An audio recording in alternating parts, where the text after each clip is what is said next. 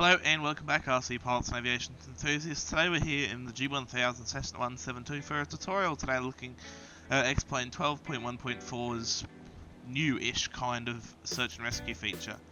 I guess we'll get right into it. So just for some context, we're currently on a direct to Bundaberg. We have 7.2 miles to run and we're going to be going ahead and doing setting up a search and rescue plan at Bundaberg. Now this is a fairly simple thing to do. It doesn't take much effort, but it can certainly be hard to figure out if you haven't had someone show you how to do it. So step one is we're going to want to come into the flight plan menu here. You can do this by hitting the flight plan button, and then we want to select Bundaberg. The next thing we're going to do is hit the menu button. This opens up this page menu, but you need to make sure that Bundaberg is highlighted when you open this menu.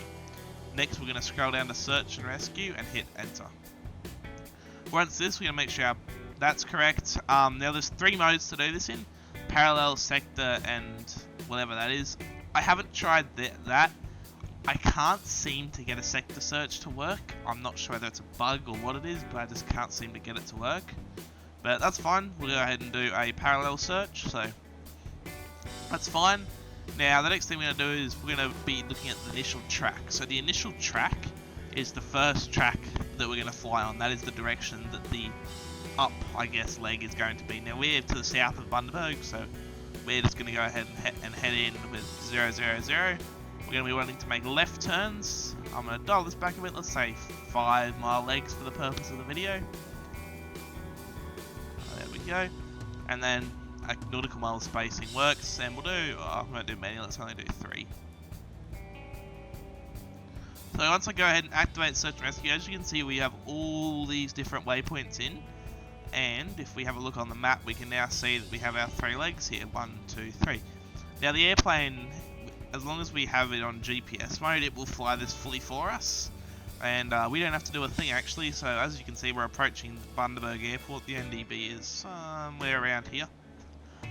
So I'm going to go ahead and fast forward time a little bit and we should be at the airport.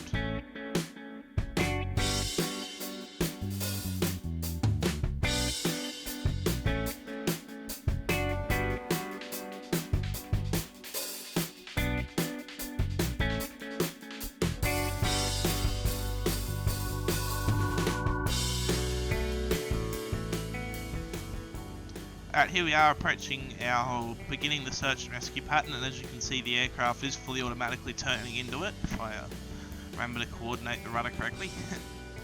There we go. And as you can see we're on our first leg now, so this leg's going to be 2 minutes and 23 seconds and the aircraft is going to fly fully for us. It's as simple as that.